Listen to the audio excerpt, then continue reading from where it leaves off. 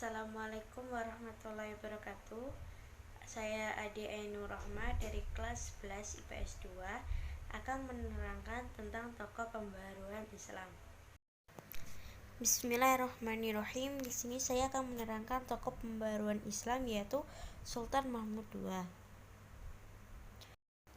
Sultan Mahmud bin Salim lahir di Istanbul pada tanggal 13 Ramadan 1199 bertepatan dengan tanggal 20 Juli 1785. Beliau meninggal pada tanggal 1 Juli 1839. Beliau adalah Sultan ke-33 dari Sultan Kerajaan Ottoman di Turki. Beliau diangkat menjadi sultan pada tanggal 28 Juli 1808 menggantikan kakaknya Mustafa IV hingga ia meninggal. Sultan Mahmud II mempunyai didikan tradisional antara lain pengetahuan agama, pengetahuan pemerintahan, sejarah dan sastra Arab, Turki dan Persia. Karya beliau yaitu seorang kaligrafer dengan tulisan yang sangat bagus dan sesuai kaidah penulisan yang benar. Beliau menguasai hat dari berbagai macam jenisnya. Guru kaligrafinya adalah Mustafa Rakim. Rakim diangkat menjadi pengajar pribadinya sekaligus sekretaris kerajaan. Tetapi Rakim ditolak oleh penulis kitab Tahrir al-Khat al-Arabi dengan bersandar kepada tahun wafat Rakim tahun 1181 Hijriah. Hanya saja ada bukti-bukti tertulis bahwa Rakim pernah mengajari Sultan Mahmud II, antara lain adanya tugra atas nama Sultan Mahmud II yang dibuat oleh Mustafa Rakim. Berikut adalah karya-karya Sultan Mahmud II. Yang selanjutnya yaitu ide pembaharuan Sultan Mahmud II. Yang pertama, bidang pemerintahan. Aspek terpenting yang dilaksanakan Mahmud II dalam bidang pemerintahan adalah merombak sistem kekuasaan di tingkat penguasa puncak. Menurut tradisi kerajaan Utsmani, raja-raja Turki bergelar sultan dan khalifah sekaligus. Sultan menguasai kekuasaan duniawi dan khalifah berkuasa di bidang agama atau spiritual. Dalam melaksanakan kedua kekuasaan tersebut, Sultan dibantu oleh dua pegawai tinggi, yaitu Sadrazam yang bertugas menangani urusan pemerintahan dan Syekh al-Islam yang bertugas menangani urusan keagamaan. Keduanya tidak mempunyai hak yang sama dalam soal pemerintahan dan hanya melaksanakan perintah sultan. Yang kedua, bidang pendidikan dan kebudayaan.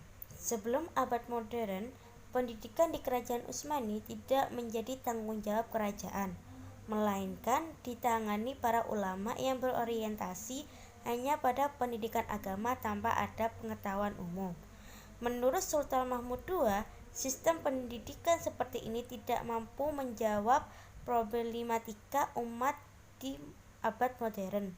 Sementara itu, untuk mengubah kurikulum ketika itu merupakan suatu hal yang sangat sulit.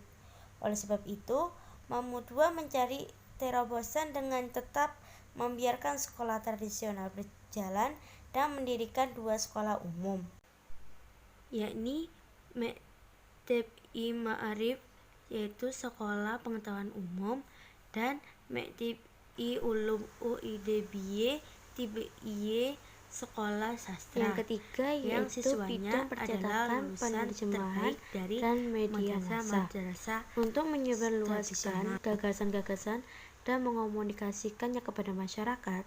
Sultan Mahmud II mengupayakan bidang publikasi yang memadai. Pada tahun 1831, ia menginstruksikan berdirinya surat kabar resmi pemerintah Takvim Afki. Surat kabar ini bukan hanya memuat berita dan mengumumkan resmi pemerintah, melainkan juga memuat artikel-artikel mengenai gagasan-gagasan progresif di Eropa. Oleh sebab itu, Takvim Afki dinilai mempunyai pengaruh besar dalam memperkenalkan ide-ide modern kepada masyarakat Turki. Di samping penerbitan surat kabar resmi, banyak beredar buku-buku karya para intelektual dalam bahasa Turki yang memuat tentang ide-ide modern Barat. Banyaknya buku dan majalah yang beredar sangat menguntungkan pembaharuan yang sedang dilakukan oleh Sultan Mahmud II, karena para pembacanya dapat menerima informasi lebih banyak. Yang keempat, yaitu bidang ekonomi. Perekonomian merupakan sumber penting bagi pembiayaan dan penyelenggaraan suatu negara. Kerajaan Turki Utsmani mengalami kemerosotan ekonomi karena tidak berkembangnya ilmu pengetahuan dan karena beralihnya jalur perdagangan dari Laut Tengah ke Tanjung Harapan pada tahun 1498. Di tengah lagi dengan banyaknya daerah-daerah yang melemaskan diri dari pemerintah pusat sehingga membawa dampak pada kelesuan kas negara. Kemerosotan ekonomi kerajaan Turki Utsmani ini merupakan Shalabi digambarkan karena hal-hal sebagai berikut: tidak ada perdamaian dalam negeri, penyerahan wilayah-wilayah yang ditentunya mengurangi pemasukan pajak, tidak ada keberanian untuk melakukan usaha-usaha ekonomi oleh kalangan penengah orang Turki asli. Adanya saudagar-saudagar asing yang memperoleh pendidikan diplomatik dan militer. Tekanan dari kaum tradisional yang tidak mempunyai wawasan ke depan.